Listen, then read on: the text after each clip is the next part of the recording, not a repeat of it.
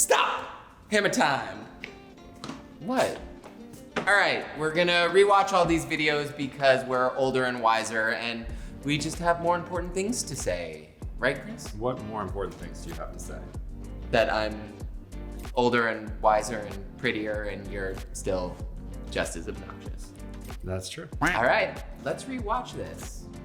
First thing you're gonna need when you wanna do a website is to kind of figure out what kind of website you need in the first place. What are your goals? What are you trying to do? Who are you? What do you need? What do you want?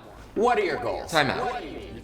I'm fucking obnoxious, aren't I? Yep, really, but you actually What do you want? What do you need? What are your goals? If you actually were thinking of good questions, like it actually does bring up some really good points, and some good questions are like, what do you want for SEO? Are you capable of doing ADA compliance? There are lots of larger questions that you have when you're redoing your website. Do you ever ask yourself those questions? Every night. Are you ADA compliant? I don't know if I'm ADA compliant. He's definitely not. He's not accessible. What we want to do is break it down for you pretty simply.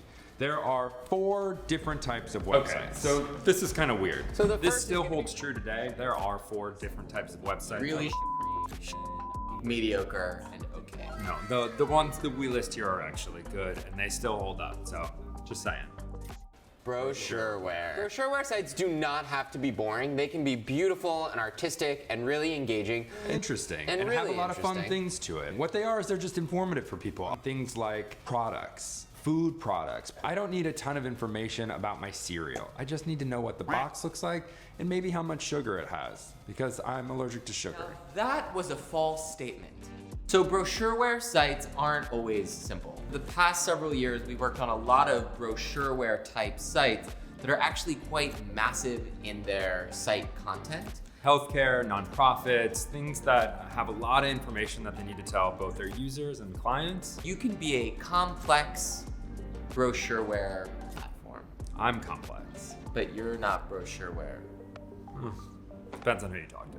Number 2. Editorial platform. Wait a second. I just want to talk a little bit about this. Publishing websites. We call them editorial, but they're publishing websites. And that can actually be, again, other large platforms. Things like newspapers, magazines, anybody that's publishing on a regular basis. And it's digital publishing. Right. And we've done a lot of magazine sites in the past 3 or 4 years, and like, they're big and huge.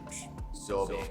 So The largest. Educated. And these are what the fuck is this headline? I think it's about your mom. action. So the key to that, for sure, is the fact that you update Chris, you look this so website pink. on a regular basis. Well, you look so pale and dead, so. Destination website because it comes up with all this content. Pack your bags. We're going to the destination website. Yeah. If you don't, it's just a graveyard of content. Agreed. 3. I've got, a boatload of cat painting photos in my house that I'm gonna start selling on the internet and making some new ones. Then you need to have an e-commerce website. However, that's a big deal. Yeah, I'm not gonna get into the details of why you need to know how to run a business in order to open up an e-commerce website, but let's just say you need to know how to run a business in order to open up an e-commerce website. 4. Finally, we have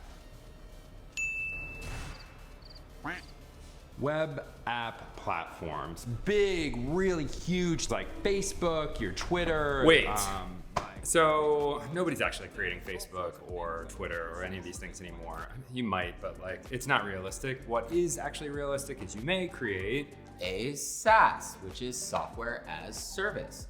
So something like a project management website or QuickBooks. These are websites where you're performing actions that could potentially be handled by people. And instead of using an app, you're using a web version of the program. And they charge you for the service. So like, I'm gonna use QuickBooks Online, the software is on their web portal and I will pay them A lot of money $1,000 an hour to use it. Okay, that was an exaggeration. It's not. Let's continue. There's 1, Brochureware, 2, Editorial, 3. Pause. Econ. No comments about the fonts. They're Sorry, Kev. Kevin really hasn't mastered the art of typography. Really hasn't mastered the art of mine. Just kidding. We love you. ones that you probably will be the most interested in. There are lots of options out there. We don't want you to be overwhelmed, but we do want you to be informed. And a happy client means a happy Adam and Chris. Wrong. A happy Adam and Chris is a client that gives us money. Right. Wrong? Nobody pays their bills. It's so annoying. Not that you're our client yet. BOGO.